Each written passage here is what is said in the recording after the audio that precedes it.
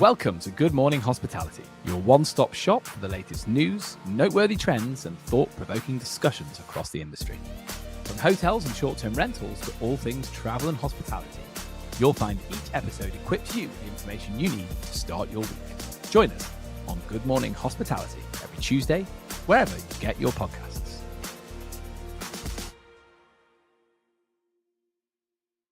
Good morning, Sarah.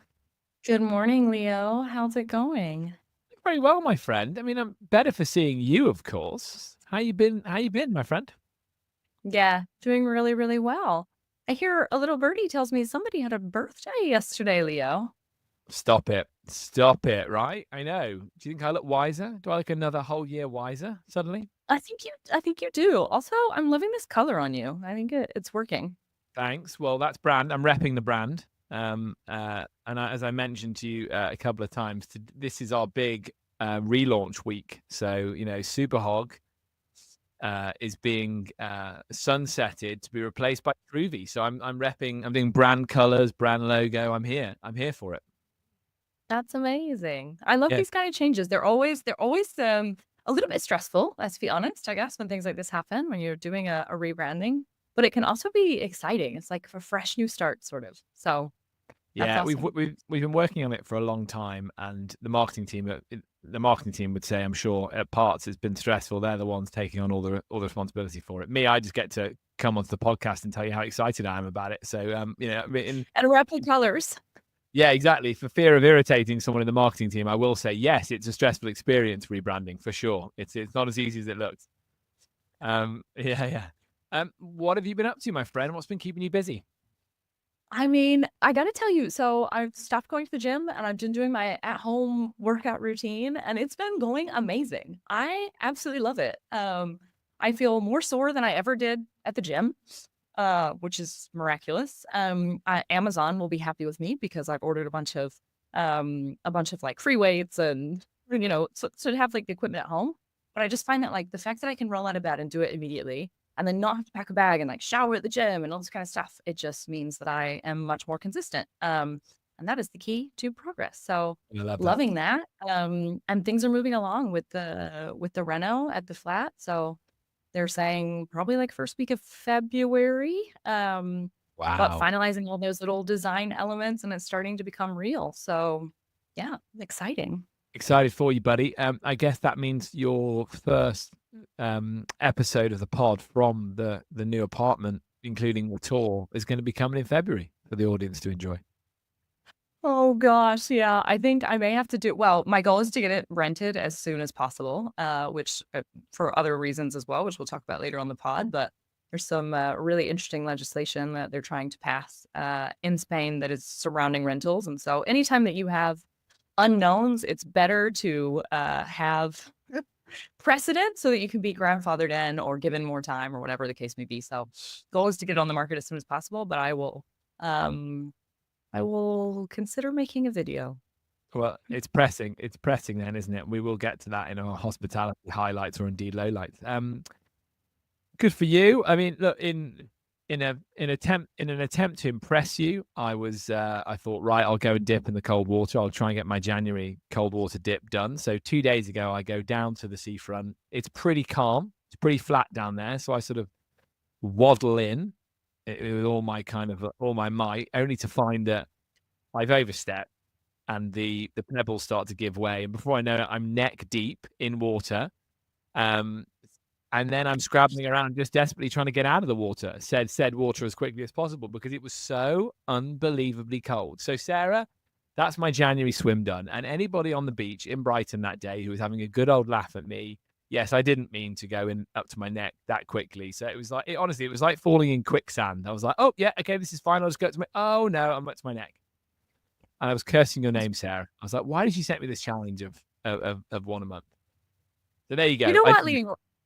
I also read something else the other day, which is that it tightens the skin, cold water, or cold in general. So that's why people wear those, those like face masks that are all, I need to get myself one of those. That's like, you just wear it and it freezes on your face.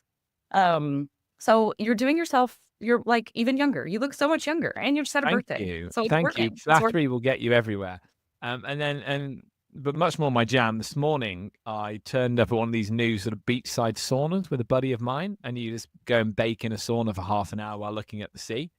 That's more my jam. I've decided that's the kind of seaside dweller I am, I think.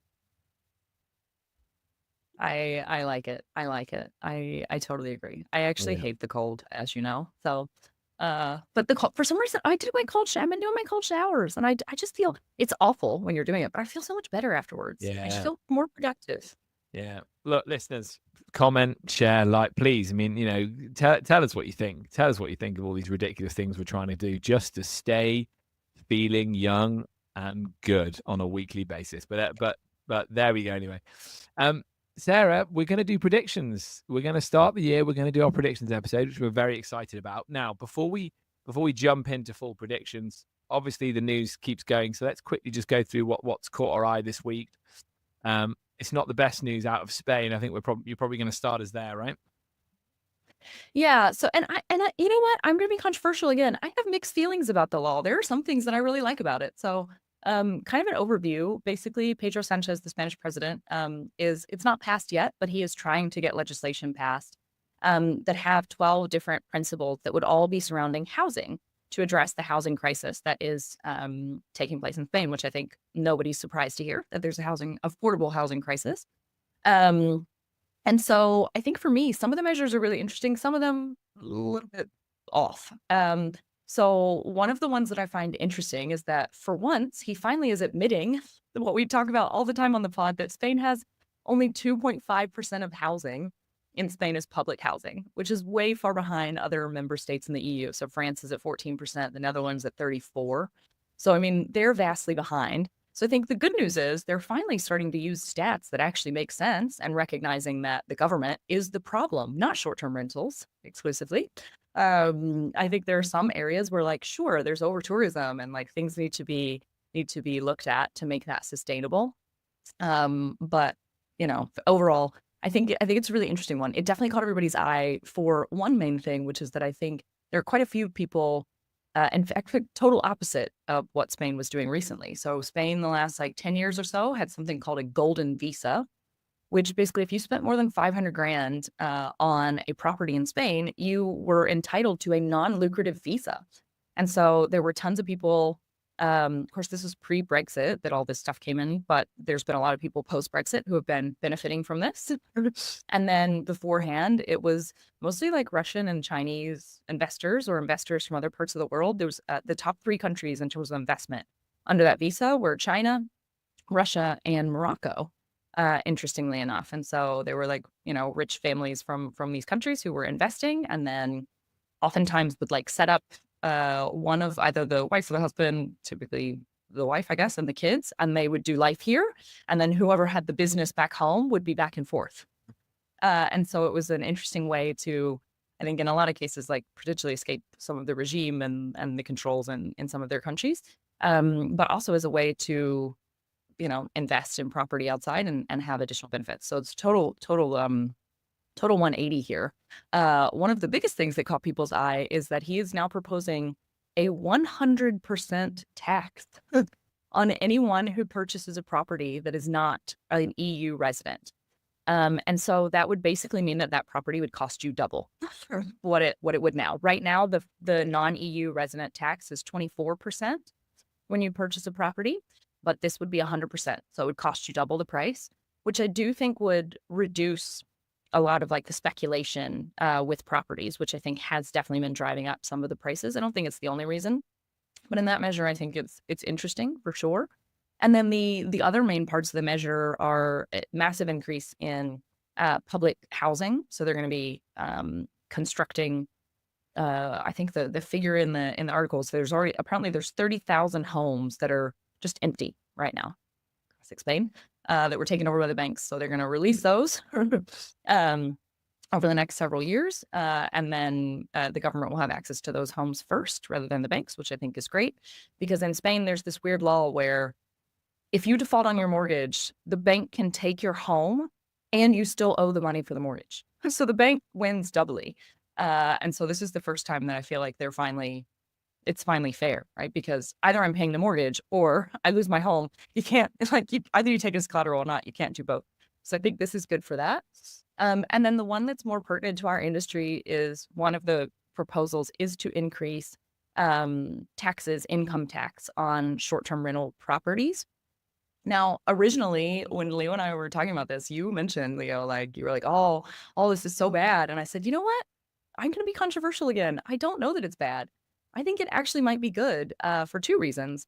One, it's going to discourage people who are non-professionals, because if you're operating this as a business, you wouldn't necessarily be paying this higher tax rate anyway. What he's proposing is a higher tax rate on individuals who are operating this. And so I think in a weird way, it kind of benefits our industry. One, it leads to more professionalization.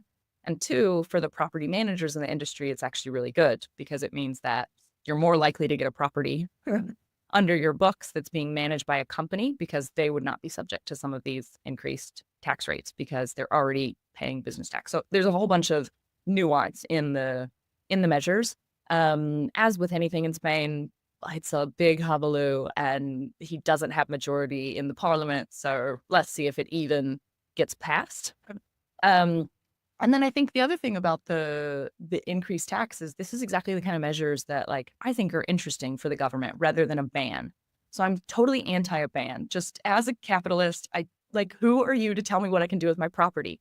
You know, we can enter into a tax debate if we want to later, because I also think a lot of times, like, who are they to tell me what taxes I have to pay? But that I understand a whole lot more than an all-out ban. And so, you know, you drive the kind of behavior that you want to see. So if you want more properties on long-term rental, like what they're proposing is 100% tax rebate for anybody who puts their property on long-term rental, for example.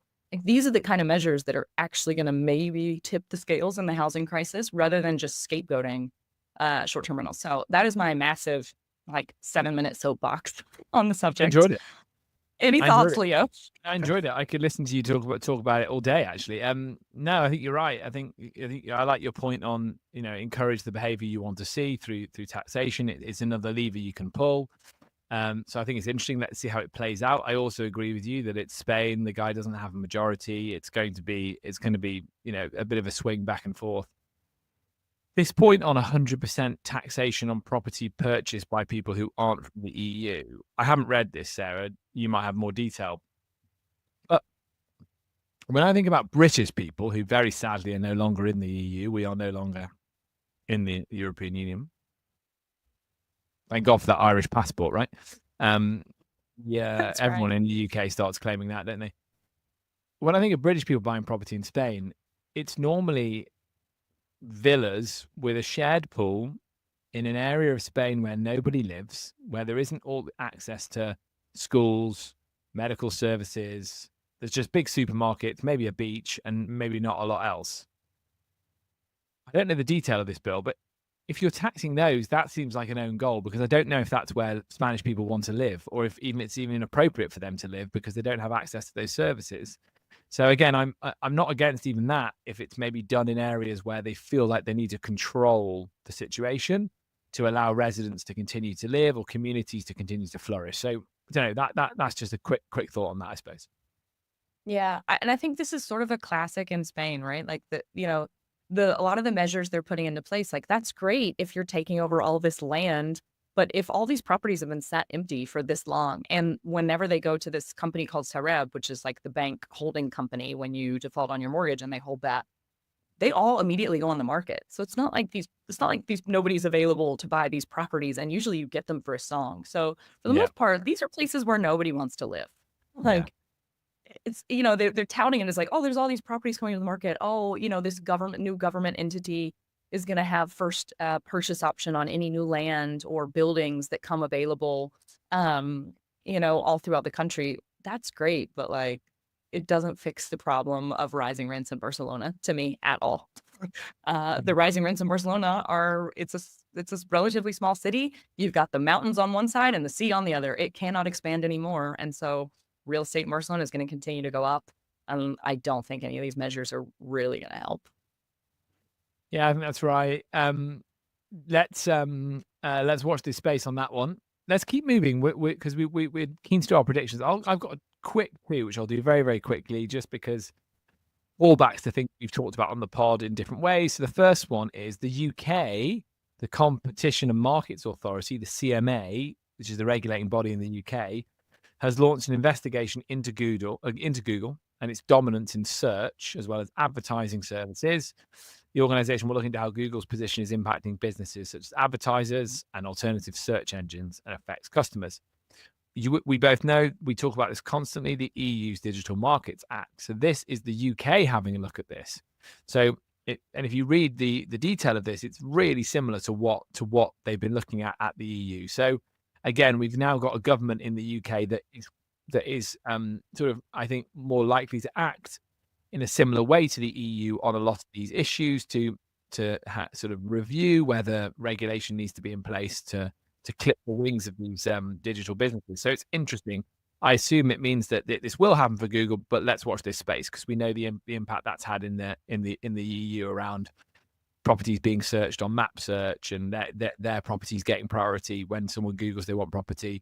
So I think it's very interesting, and arguably, it just makes a winner out of whichever company doesn't get clipped, like ChatGPT or whoever it might be. But that's one to keep an eye out. The other one, which we said we'd call back to, is you might remember before Christmas we talked about that the Constitutional Court in Lisbon was reviewing whether to have a referendum on short-term rentals. They have decided that they will not. So the court has ruled the proposal lacked effective control of the signatures. Clearly, the industry in Lisbon is hailing this as a success for the industry. But there is still opposition mounting around this. So again, I think it's a watch this space, but essentially at the moment, it means Portugal is still taking that more pragmatic approach, since they shifted policy to remove the rules around it and gave more autonomy to local areas, which we reviewed last year. So I think generally speaking, that's good in Portugal because that referendum has been rejected, the idea that you can ban short-term rentals in residential buildings in Lisbon. So for now, a good result. Yeah. Also, how do we feel about referendums in general, Leo? Do you trust the general public to make a wise decision? Because I don't, given their history. I would love it if I never get asked to vote in a referendum again. I think I've voted in 3, I think, and I don't think any of them have gone the way I wanted. Yeah, and that was right. I've done 3. I think they've all voted. They've all gone against how I wanted to vote. So yeah, I think that it's the argument against it is it's providing simple solutions to complex problems, and the easy answer is often not the right answer. More times than so. Here we go. 2025. It's predictions time. Sarah, open the floor. I think there's some that you've got that I can feed into, and I'm sure vice versa. So come on, what's going to happen this year? And guys, look forward to this because in 12 months' time, we are going to review and see whether we were right. And if we were wrong, I'm sure we're going to clip it and just make it a brilliant clip of us getting it wrong. Sarah, what have you got for us? Let's go. Well, also I'll preface it by saying, as my parents and my partner know, I am pretty much never wrong. So prepare yourselves, people. You heard it here first. Phil. Awesome. So I think, unfortunately, I do think we're going to continue to see a persecution of short-term rentals in Europe. I think in particular in the cities. I think this is where, it's been mounting up. It seems like every week there's 2 new things that are coming out and we go, oh, no, not again. We know we have to talk about it, but we don't want to. And so I do think this is going to continue to happen, especially as there continues to be an affordable housing crisis in most major European cities. And in particular in Southern Europe, I think the free movement of people and the ability to work remotely, even if that is, part of the time.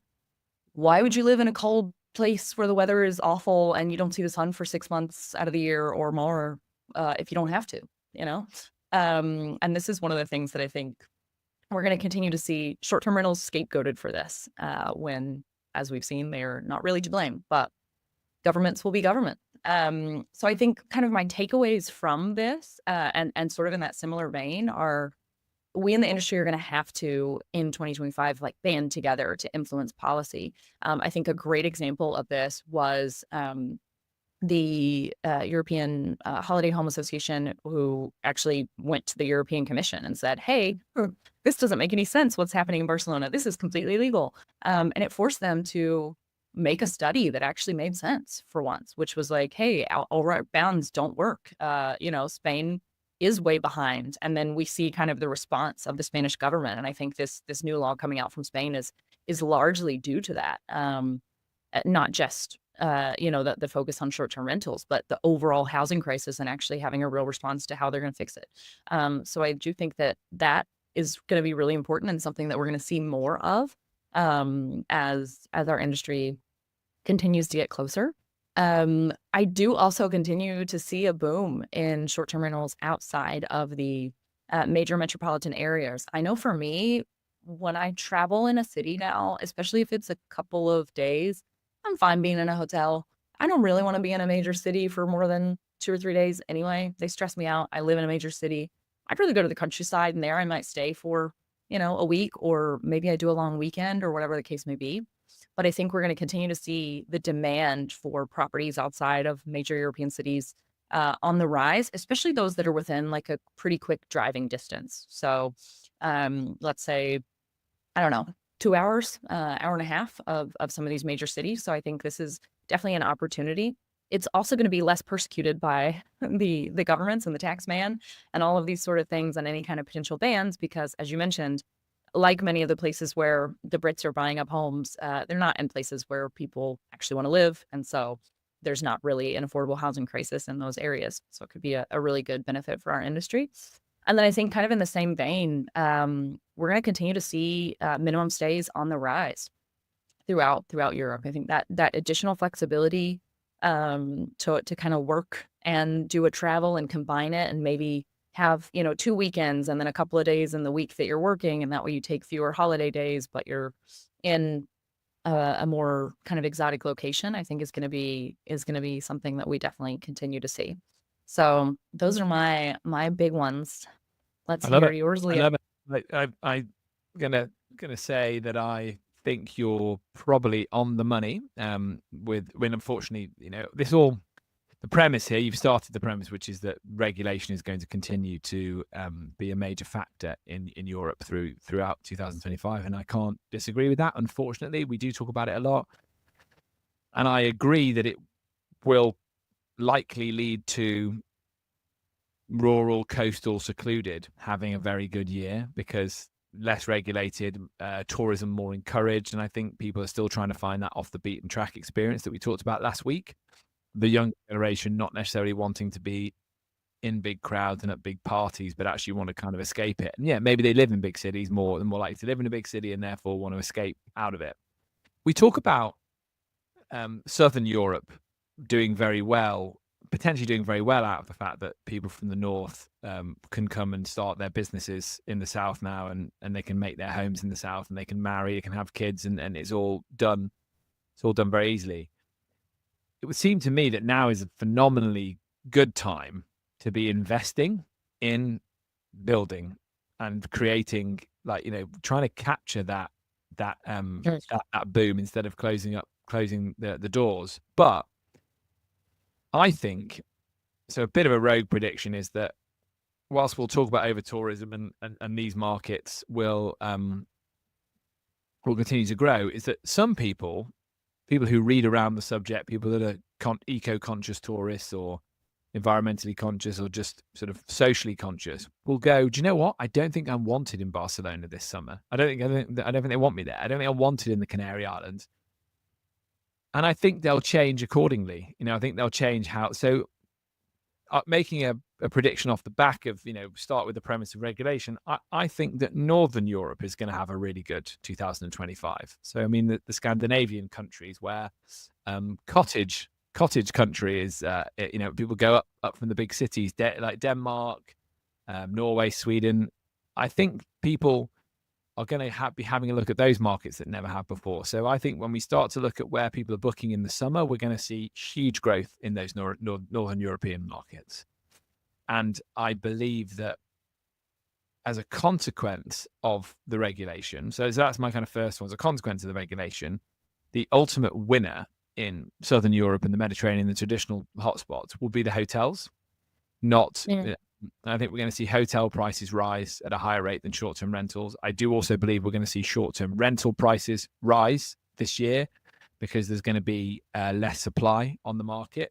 And it could even be the year that we see supply growth demand growth start to outperform supply growth again in Europe. So again, there's a few themes there, but think about it logically. France are pulling up the drawbridge, as we've said. Spain's a mess. This could be the year that actually, we see decent price rises because there isn't basically enough short-term rental supply, and you can't build hotels quick enough. And really, the benefit is going to be these quite lousy hotels often are going to be able to charge a lot of money for you to come and stay. And the consumer ultimately is losing out. Is my first thought on that. What do you think? Yeah, I agree. I mean, I don't see myself in the northern countries in the summer. Maybe Go on. when I Mauro would like that. he would love it, but he wants to go in the wintertime when it's miserable. So like he's even more of a psychopath. The one that I would go back and do is like more of a nature kind of tour, I mean, I did the Camino de Santiago. I got rained on every day for 34 days. It was fine. I can handle it. So I do think I would go back and do like, I don't know, maybe a trail through the highlands or something.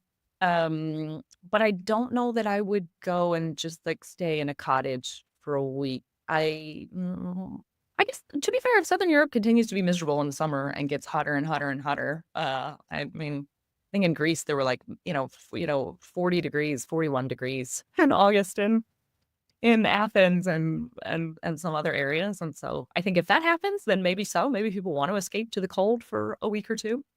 But I think it'll be more locals that are doing this kind of travel, Leo. So I think I absolutely see the trend.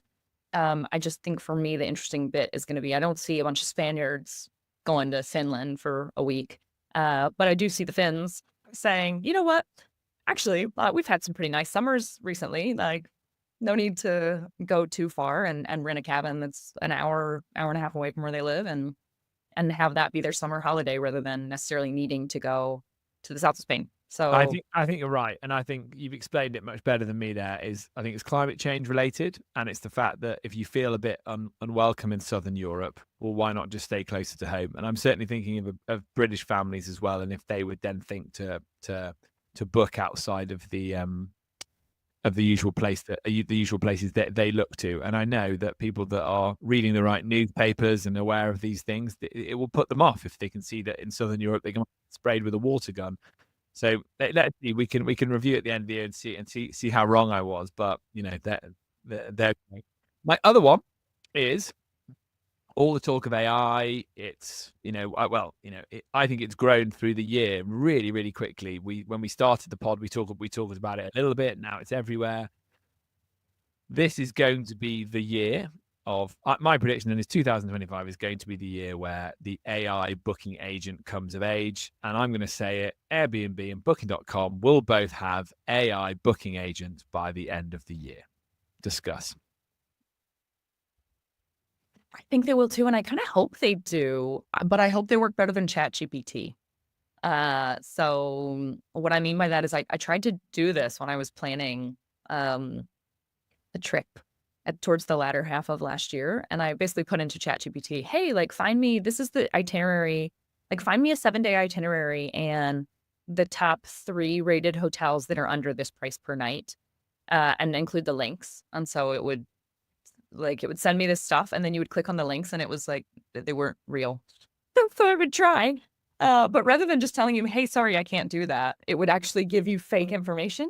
Well, you thought you had this brilliant plan. So I think as long as it actually works and people can put in those kind of things, then I think it would be great. I think for me, the biggest one that would be a massive win is because of the, kind of tying it back to this trend of like being able to work remotely and things like that. Currently, there is a feature, for example, on like Skyscanner and a lot of the other airlines, which is like you can look for, and Google Flights as well, you can look for like a weekend trip. But it doesn't filter very well because it'll show you any flights that leave on a Friday and return on a Sunday. But sometimes the flight will leave on Friday at 10 p.m. and return on Sunday at 9 a.m. And so that's actually not a weekend. So I think there's a lot to be improved. I think they've been trying to do this kind of thing and capture on some of that demand. But if they can do that well and have like, hey, this flight is, I don't know, 20 euros more, but it has a better a better schedule. And if you, because it's on this different airline, it includes a bag and like these kind of things that for me are nuances that are super important if it's going to actually take off. But I think it's interesting that they'll have an MVP launched. I don't see it as replacing my planning just yet. Maybe that's like Sarah's a a control 2020. freak, everyone. She thinks she can plan better than the AI chatbot. We're now getting into it. She's like, look, no one's taking that Oh, away from me. you haven't seen my itineraries, Leo. I am a force to be reckoned with. They're impressive. They're impressive. I do them like old school with like photos and stuff to get myself excited about each day and every day where I'm sleeping, and I compare all these different things. And oh yeah, it's good. Sarah, you got to publish. You got to publish. We need to see these. The audience need to see these. What saying makes me think that there's a great opportunity for Expedia and or Hopper to get the AI chatbot right then, because then it can be your personal assistant for all things. It's almost like we're going swinging back full circle to the days when you'd go into a travel agent and have someone plan your itinerary for you. But we've moved away from that, like in the decentralized model of you are on the internet looking at all the different bits yourself. Obviously Expedia, Hopper, those types of businesses are threading that together, but not people were still kind of going their own way. Whereas if you had an AI agent able to do that for you, maybe that brings you back. Now, I'm not saying that's what 2025 looks like, but I think that's another interesting potential trend. But yeah, I'm sticking with Airbnb, Booking.com will both launch it this year. Sarah, any others? One fun one I had was Americans are going to come to Europe just to use TikTok. Guys, we need TikTok holidays when they ban it in America, right? Think about it. The only thing is that, and I'm American, so I can say this: is anybody gonna like who wants to watch them other than Americans? I mean, so then I'm just wondering about their content, right? Like, who's gonna watch it? And then if most of their followers are in the States, which typically happens, then nobody can watch their content anyway. Yeah, it's a struggle. I don't know, Leo. I think no. No, but what I mean is, it's almost like we talk about some holidays are a digital detox. This is the opposite. It's like a natural world detox, just so I can binge on TikTok that I'm missing like crazy. So you're right. Without your American content producer, you'd have to go with the rest of the world and what they're making. But it's an outside bet. I'm not gonna put it on my list. But if it comes true, I'm gonna be really annoyed that I didn't go for it. Yeah, don't worry about the cathedrals or the Roman ruins, guys. TikTok. All right, gang. Look, we did it. That's 2025 already sorted. Let's come back at the end of the year and see if we were right. Sarah, what you got going on this week? What's happening in your world? Yeah, so I have tonight I'm going out to something called a drop, which I'm super excited about. It's like one of my favorite sort of dance experiences. So it's like house and disco. And they only do them. So normally they open in like April, but this year there is randomly one in January, which I'm super excited about. So normally they only do them like outside and in nice places. And they're going to do one tonight. So I'm really excited. So I'm going with a big group of friends, and we're going to dance our behinds off. And then tomorrow, it's a really very festival heavy weekend for me. Tomorrow, I have this goal along with my partner that we want to go to Tomorrowland, which is a massive EDM, electronic dance music festival in Belgium. 3.5 million people try and get tickets every year, and only 200,000 tickets are available. So we are super smart, and we have our Excel in order of preference of all of the different options with a flow chart. And we have invited all of our friends over to sit in our living room, and we're going to provide snacks, and they're going to help us buy tickets. So that is my Saturday sorted. I love it. Sarah, I love it. Well, I'm now just already excited by seeing you next week to find out if you manage to do it. Like, you're going to be so buzzing if you manage it. That's exciting, dude. Saturday, 6 p.m. We'll know. They go on sale at 5. If you don't have one by 6 p.m., it's not happening for you. Oh God. Do you know what? I won't message you, but if you message me celebratory message, I'll be excited. But I won't poke the bear. I'll leave you alone. But if I get a message for you to say you got it, I'll be delighted for you. All right, buddy. Well, look, for me, it's just family. My parents are going to come. It's birthday cake. It's just enjoying being with the kids. All right, corner piece or middle piece? Be Always honest. middle piece. Always middle piece. Psychopath. What? Yeah, No. always middle piece. Always corner piece. The icing. No, but I'm thinking sandwich cake. And I want thick icing in the middle, and I want more icing than's reasonable. Ideally, a tower of icing that's bigger than the cake itself works for me, if I'm honest. All right, gang. Yeah. Give us your thoughts. Are you a corner or middle piece sort of person? Look, if you've enjoyed any of the themes on today's show, please hit like, share, subscribe in all the usual social places, or leave us a comment. Tell us what you thought about the episode. Tell us if you agree with what we think is going to happen in 2025, or do a TikTok video about it. But remember, you're running out of time, guys, because it's going to be banned. It's going to be banned. All right. Until next week. See you later.